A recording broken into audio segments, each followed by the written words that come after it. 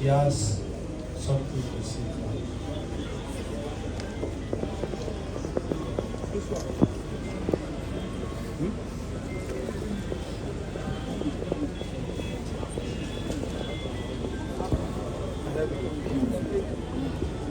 Good morning, everyone. Thank you all for being here to celebrate the life of my dad, Toba Ajiboye. Standing here today is one of the hardest things I've ever had to do. Losing a parent leaves a space that can never truly be filled, and no words will ever be enough to express how much my dad meant to me. No matter what life looked like, or wherever we found ourselves in the world, our love for each other remained constant. There are so many memories and so many conversations that I will cherish forever. The little moments are the ones I find myself holding on to the most. Every conversation with him reflected his patience. He always greeted me with the same way.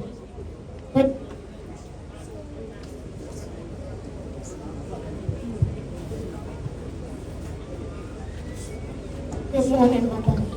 To anyone else, it may have sounded backwards.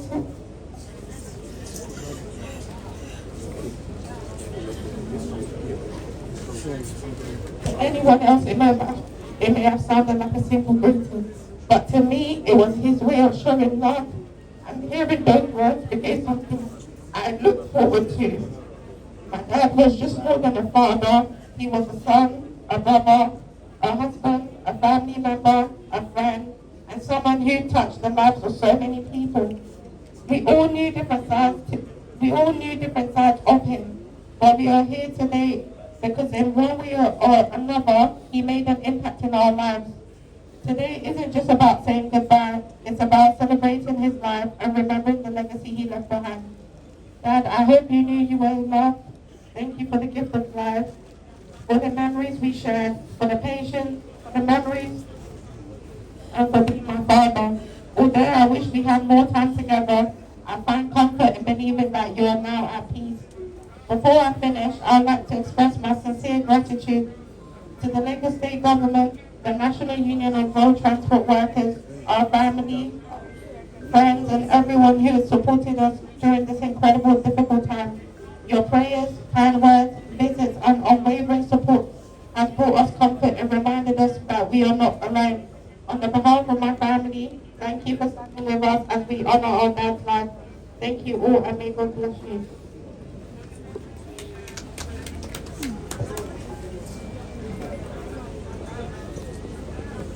All right. A ti ń dé àwọn ibi tó wà very very vital. Nísìnyí a fẹ́ gbàdúrà fún àwọn ọmọ, àwọn aya, àwọn ẹbí, àwọn alábàáṣiṣẹ́pọ̀, àwọn aládùúgbò. Mo rọ̀ wá pé ẹ má jẹ́ ká wà distracted by. Mo dẹ̀ fẹ́ kí ká máa ṣàmì bàbá ṣe ń gbàdúrà. Lórúkọ Jésù Kristi, Ọlọ́run ò ní fi wá sílẹ̀. Ní orúkọ Jésù Kristi, ní agbára ẹ̀jẹ̀ Jésù Kristi, a gbàdúrà fún ìdílé bàbá wa yìí, Ọlọ́run kó dì yín mú. Lórúkọ Jésù, gbogbo ẹ̀yin ọmọ, Jésù á ṣe bàbá fún yín. Ẹ ò ní wà láì ní bàbá. Ọlọ́run fúnra rẹ̀ á ṣe bàbá. Nítorí ìlérí ènìyàn asán ni, ìlérí Ọlọ́run nìkan la dúró. Nígbàkigbà tẹ́ bá ti nílò bàbá, Ọlọ́run fúnra rẹ̀ á dìde fún yín. A gbàdúrà fún ẹ̀yin aya, Olúwa á tù yín nínú. yóò ṣe ọkọ fún yín. Lórúkọ Jésù Kristi, tẹ́ bá ti nílò olùbásọ̀rọ̀, ẹni tẹ́ lè bá jíròrò ọkàn yín, ẹ̀mí mímọ́ olùtùnú yóò wà níbẹ̀ fún yín. Tẹ́ bá nílò èèyàn kan, ogunlọ́gọ̀ èèyàn lọ́lọ́run máa rán sí yín. A gbàdúrà fún ẹbí yìí wípé ipò bàbá wa Ọlọ́run yóò di. Gbogbo ipò wọn lórúkọ Jésù Kristi Ọlọ́run yóò rán olùrànlọ́wọ́. Ipò wọn Ọlọ́run ò ní jẹ́ kó ṣòfò. Láàárín ẹbí Ọlọ́run ò ní ṣe ní àkúfà. Lórúkọ Jésù Kristi Ọlọ́run yóò rán olùtùnú sí yín. Ẹ̀mí mímọ́ yóò dì yín mú. Ojú ọgbẹ́ yìí lórúkọ Jésù ẹ̀mí mímọ́ yóò bòróró ìtura sí. A gbàdúrà fún gbogbo àwọn alábàáṣiṣẹ́pọ̀ àti àwọn ọmọọṣẹ́ wọn. Ọlọ́run yóò jẹ́ ọ̀gá fún yín. Ọlọ́run yóò máa bọ́ yín. Ọ̀nà àti jẹ yín kò ní dí. Ìrànlọ́wọ́ yóò dìde. Lórúkọ Jésù Kristi a mọ̀ wípé aláàánú ni bàbá jẹ́ fún ọ̀pọ̀lọpọ̀. Ọlọ́run yóò gbé aláàánú dìde fún yín. Gbogbo àwọn tí ó ń jẹ látara wọn lórúkọ Jésù Kristi ẹ ò ní mọ̀ ìyà. Ẹ ò ní mọ̀ ìṣẹ́. Gbogbo àwọn tí wọ́n ti rò wípé ìgbé ayé làálàá máa dé nítorí kò sí ọ̀gá mọ́, Ọlọ́run ò ní jẹ́ kẹ́ mọ̀ làálàá. Má jẹ̀bú ìrọ̀rùn, Ọlọ́run á bá yín dá. A gbàdúrà fún gbogbo àdúgbò yìí lórúkọ Jésù Kristi. Olúwa yóò tù yín nínú. Ọlọ́run yóò ṣíjìbò yín. Ọlọ́run yóò ṣíjìbò yín. Ààbò Ọlọ́run yóò dájú lórí yín. Gbogbo àánú, gbogbo ojúṣe rere tí Ọlọ́run lò wọ́n fún ládùúgbò, ìrànlọ́wọ́ yóò dìde. Lórúkọ Jésù Kristi iṣẹ́ Ọlọ́run ò ní dúró. A gbàdúrà fún gbogbo àwọn tí wọ́n wá bí, àwọn honourables àti àwọn èèyàn tó wá bí wípé lórúkọ Jésù ààbò Ọlọ́run á dájú lórí yín. Ẹ ò ní délé bá ẹkún, ẹ ò ní délé bá ìbànújẹ́, ẹ ò ní gba ìpè ìbànújẹ́, ààbò Ọlọ́run á dájú. Lẹ́ẹ̀kan sí lórí gbogbo ẹbí àti ẹ̀gbọ́n àti àbúrò wípé Olúwa yóò tù yín nínú. Ìfẹ́ Ọlọ́run nínú ẹbí yóò wá sí ìmúṣẹ. Ẹ ò ní mọ ẹkún, Ọlọ́run ò ní ṣe lákúfà. Bẹ́ẹ̀ ló ṣe máa rí. Jésù Kristi Olúwa wa. Praise the Lord. All right, ká bá péjọpọ̀ báyìí gẹ́gẹ́ bí ọmọ Ọlọ́run.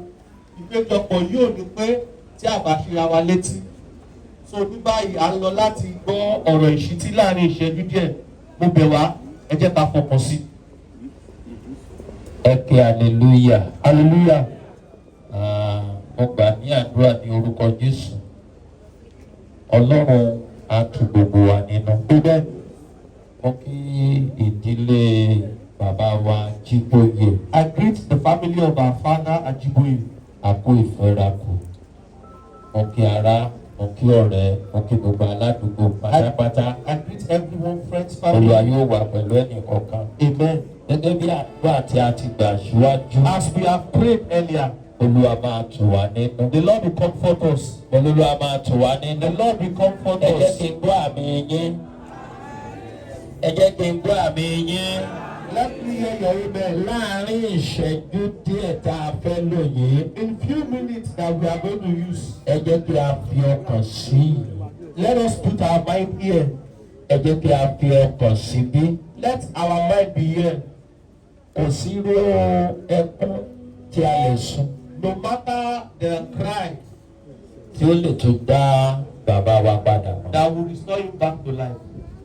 Àwa ni ọ̀rọ̀ Ọlọ́run yìí wà fún. This word of God is for us that we are alive. Àwa tí a yìí wà nísìn, Us that we are still mo alive. fẹ́ kí a fetí sílẹ̀. I want us to pay attention. Nítorí láìsí ọ̀rọ̀ Ọlọ́run, Because without the word of God, ayé ìbá ti bàjẹ́ ju báyìí lọ. the world will be corrupt more than this. Ṣùgbọ́n nípasẹ̀ ọ̀rọ̀ rẹ̀, But by his word, ni Ọlọ́run fi gbé ayé ìyòró. the earth is established. Ẹ jẹ́ kí a tẹríba fún àdúrà.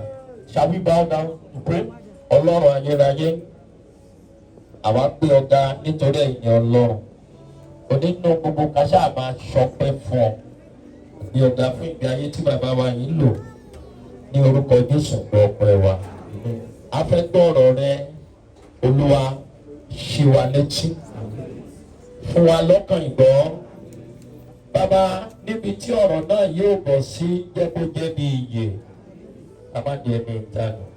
Jésù Kristi Olúwa wa. Praise the Lord. Ẹ jẹ́ kí n gbálẹ̀ bí àyàn dáadáa. Lótìtọ́ ó dùn wá. Truly we are pained. Lótìtọ́ ọkàn wa bàjẹ́. Of the truth we are sad. Lótìtọ́ ìbànújẹ́ wà lọ́kàn. Of the truth our heart is. Ṣùgbọ́n ayọ̀ tó wà níbẹ̀ ni pé But the joy there is that bàbá wa yìí sùn nínú Olúwa. he slept in the Lord. Mo rántí ọjọ́ ó pé jọlé ni. It's 8 days now. Ọ̀hún yẹn ni mo dúró. I was standing there. Ibẹ̀ ni mo ti ń gbọ́ onírúurú. Tá a bá fáwọn èèyàn láyè lónìí pé kí wọ́n wá ṣe testimony nípa bàbá. If you permit people to A ní speak, kúrò bí. we won't live here. Àwọn kan wá dúró bẹ̀ yẹn. Some people Wọ́n speak ní there. aláàánú àwọn ti lọ. They said their benefactor is gone. Ọjọ́ tí èèyàn bá kú. When someone dies, Àwọn ọ̀rọ̀ ẹ̀rí yìí this tribute a máa mú ilẹ̀kùn àánú ṣí. opens the door of mercy. Wọ́n lẹ́ni tó ń fún àwọn lómi. Said the person that gives them Wọ́n water ló ti lọ. said is dead.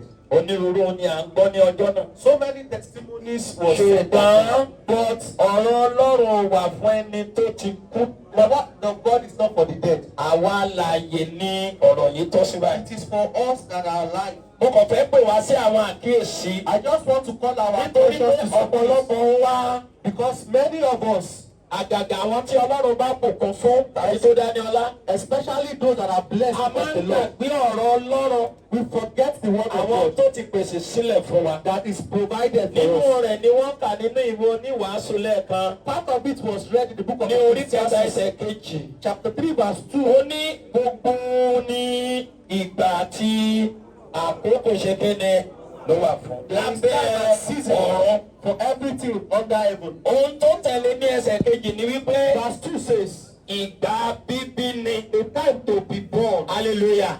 Hallelujah. Ìgbà kan la bí bàbá wa Joel Toba Ajiboye. Our father Joel Fún Toba Ajiboye ìdílé was given Ajiboye. into the Ajiboye family. Lónìí Today, àkókò wípé it's a time ó máa kúrò nínú ayé. that he has departed from the Àkókò world. la wà yìí. That's the season we are. Hallelujah. Àwọn nǹkan tí ọ̀pọ̀lọpọ̀ kì í kíyèsí ni. This is what many don't pay Nígbà tí attention a to. wá sí ayé, When we have come to this world, wọ́n fún wa lórúkọ ni. we were named, Wọ́n wẹ̀ fún wa ni. we were baited. Kò sí nǹkan kan tí a lè ṣe fúnra wa. We could not do anything Bákan for náà nígbà ourselves. tí ènìyàn bá kú, And when you die too, àwọn èèyàn náà là á dìde people will arise láti palẹ̀ òkú mọ́. to pack the cups. Bàbá torí pé a fẹ́ràn bàbá wa Tọ́ba. If we, because we love Baba our father gbèsílẹ̀. Tọ́ba and leave him like this, Nígbà tí òórùn bá dé, when the smell comes, fún ara wa náà là á ṣàtúnṣe. it is by ourselves we do the necessary So kò things. sírú ìfẹ́ tá a lè fẹ́ra wa. There is no love we can love Tí ourselves. àkókò bá dé, When it is time, tí ìgbà tá a ti kọ́, when the time that is ẹ written, jẹ́ kí n ka ẹsẹ̀ Ọlọ́run kan fún wa nínú ìwé Jóòbù orí kẹrìnlá let me read a place from the book of Job. láti ẹsẹ̀ kínní. From verse 1. Àwa tá a bá ní ọ̀rọ̀ Ọlọ́run ẹ mú dáadáa. If you have the Bible, please Ẹ open jẹ́ it. kí a wò ó. Let us see. Ó ní ènìyàn tá a bí nínú obìnrin. Ọlọ́jọ́ kéne. Ọlọ́jọ́ díẹ̀ ni. Èèyàn bá lọ The man that is born of woman is of the Yes. days. lójú Ọlọ́run ọjọ́ mélòó ni? Ọjọ́ díẹ̀. Regardless of the numbers of days in the sight Ènìyàn of bá God, àfẹ́ lo ìgbé ayé bíi Noah tàbí Mẹ̀túsẹ́là. live like Noah. Lójú Ọlọ́run ọjọ́ díẹ̀ ni. In the sight of God is few Ó days, ní ó sì kún fún ìpọ́njú. full of trouble. Ẹsẹ̀ kejì ó ló jáde wá bí ìtọ́nà ewéko. A sì ké e lulẹ̀. It covered forth like a flower cut down. Onírú ìtí ó ń ṣẹlẹ̀ lọ́wọ́ yìí. Is what we are seeing at the moment. Ó ní ó sì fò lọ bí òjìji. It flew Ó up sì as a kúrò shadow bẹ́ẹ̀. and continued not. Ẹ jẹ́ kí n ka ẹsẹ̀ ìkarùn-ún fún wa. Let me read verse 5. Ó lè wà lọ́kàn wa pé gbogbo wa tá a jókòó yìí. So that for us to know that all of us live here, Oníkálùkù ti ní ọjọ́ tí Ọlọ́run ti pinnu tá a kúrò nínú ayé. we have a set date to leave this world. Bàbá àáfà tó gbóná ò ní ìràpadà lọ́wọ́. The greatest alpha cannot Pásítọ̀ tó gbóná kò ní ìràpadà lọ́wọ́. pastor cannot avert death. Babaláwo tó gbóná kò lè gba èèyàn lọ́wọ́ ikú. Herbalist cannot deliver from death. Nítorí ẹnikẹ́ni tí a bá ti bí, Anyone who is born ó di dandan kókó. is subject to die. Ṣùgbọ́n ọ̀pọ̀lọpọ̀ wa gbogbo nǹkan la la máa ń prepare. We prepare for so many ṣùgbọ́n things. a kì í palẹ̀ irú àwọn àkókò yìí mọ́. But we don't prepare that we will die. máa pe ara rẹ ṣàkíyèsí pé Call yourself to attention once in a while. ọjọ́ kan máa jọ́ kan That a day will come tí a máa kó ìnà ayé. that I will die. by accidental. Either tí a nípa accidental, ìjàmbá ni onírúurú ọ̀nà ní kú lè fi wá. death can come in any way. hallelujah. ẹsẹ̀ karùn-ún yìí ẹ jẹ́ ká wo 14:5. Job 14:5. ó ní ìjà ti pinnu ọjọ́ rẹ̀. See his days are ọjọ́ determined. tá a ti bí bàbá wa yìí láti pinnu ọjọ́ rẹ̀. The day our father is giving birth to him, sí alágbára tó lè yẹ ọjọ́ yẹn. his birthday was dead. No power can sí change mi it. ò fẹ́ mọ bá a ṣe lágbára tó. I don't want to know how powerful you are. nítorí pé a ti pinnu rẹ̀. Because it is set pé tó bá ti di àkókò báyìí. that on so date, ní July 14 in the 14th of July, ẹni yìí máa kú o. this person will die. òun ló ń ṣẹlẹ̀ yìí. And that's what we are seeing now. ó ní a ti pinnu ọjọ́ rẹ̀. His days are determined. iye oṣù rẹ̀. The numbers of his months. ẹjọ́ bọ́lá tí mu. ẹ dáhùn. This is in the ìlú àwọn word náà of ló wá God. o. This is in the word of God. ọ̀rọ̀ ọlọ́run méjì dẹ̀ lọ́lọ́run fi ṣàtọ́nà fún àwọn ènìyàn. And we have 2 words of God here to die. lẹ́yìn bíbélì ó ní Quran lótú. After the Bible, we have the Quran. so èyíkéyìí tí o bá wà ní ọ̀nà ẹ̀. Each one you are. mò ń bẹ̀ wá ní àkókò yìí. I am begging us. lo ìgbé ayé rẹ fún Ọlọ́run. Use your life for God. lo ìgbé ayé rẹ fún Ọlọ́run. Use your life for torí God. níbi tí ọ̀pọ̀ ènìyàn ò sí. Because where many people are not. bẹ̀rù Ọlọ́run níbẹ̀. Fear God there more. nítorí ohun gbogbo tí a ń ṣe. Because whatever you gbogbo do, ọ̀rọ̀ tí a ń sọ. whatever you gbogbo say, ìwà tí a ń wù. whatever behavior you òun have, la máa mú wá sí ìdájọ́. will be brought to justice. ẹ̀ẹ̀kan ṣoṣo lènìyàn lágbára láti kú. And you will die just once. lẹ́yìn ikú After death ìdájọ́. is judgment. àwọn bàbá wa ti fèsì ìdájọ́ Our tiwọn. Father is facing his judgment now. àwa lè sọ tiwa. We might say what we want to nítorí say a fẹ́ wọn. because we love you. nítorí wọ́n jẹ́ ènìyàn wa. Because he is our person. ṣùgbọ́n ìdájọ́ But judgment Ọlọ́run ò fi fẹ́ ẹnikẹ́ni. is of God, not ó for us. láti pinnu ọjọ́ rẹ̀. His days is determined. iye oṣù rẹ̀. The numbers of his ó months bẹ ní ọwọ́ rẹ̀. is with thee. ó wà ní ọwọ́ bàbá wa yẹn pé ọjọ́ báyìí ló máa kúrò ní ayé. The number of his months is with him ó that lè he yẹ will pé a live. fẹ́ gbìyànjú kí ọjọ́ yẹn lè kọjá. Even though we try to change the dates, kò sẹ́ni tó lágbára lọ́jọ́ ikú. no one has power on the day of death. kò sí ẹnikẹ́ni tó ní agbára lọ́jọ́ ikú. No one is powerful on the day of death. kò sí ẹnikẹ́ni tó lè yí ọjọ́ ikú padà. No one can change the day of death. àtèmi tí mò ń sọ̀rọ̀ yìí. Even me that I'm talking, mo máa ń sọ nígbà tí mo bá ń ṣe wàásù lọ́pọ̀ ìgbà. I say it many times when I mo ní preach. ọ̀rọ̀ kan là ń sọ gbẹ̀yìn. I will preach one sermon. ìwàásù kan la máa ṣe gbẹ̀yìn. I will one sermon be my last sermon. ohun tó yẹ kí gbogbo wa ní ọkàn lónìí. So what we should live here with today, àwa la ní ọ̀rọ̀ yìí o. this word is for us. bó o bá wà níbí. If you are here, tóyìn wùwà kan tí ó jẹ́ ìríra lójú Ọlọ́run. if you are still in a behavior that is filthy inside your ronú mouth, kó pa ìwà rẹ dà. repent and change today. fi àkókò yìí máa tún ọ̀nà rẹ ṣe. Make amends of your way today. ìwọ oníwàásù orí karùn-ún ni ó sàn láti lọ síbi ọ̀fọ̀. Ecclesiastes chapter 5 is good to irú go àkókò to the ẹ jẹ́ kèmí àti yín ká pe ìrònú wa. This time, let us put ourselves to thinking. ẹni tó sásá bẹ́ẹ̀ ìka kan. If you hide under a finger, àbí mo parọ́. èèyàn lè sásá bẹ́ẹ̀ ìka you kan. cannot hide under a single finger. gbogbo ohun tí ènìyàn bá ń ṣe. Whatever you do, máa ṣe gẹ́gẹ́ bí wípé Ọlọ́run mú ẹ. do as if God sees you. ohun kan ní kò lè tán. Something cannot ó finish. ní bí gbogbo ayé bá parẹ́. If the whole world tí finish, gbogbo ayé bá tán. if the world finish, ó ní ọ̀rọ̀ Ọlọ́run kò ní tán. his word do not end. hallelujah. ẹ kẹ́ hallelujah yẹn dáadáa.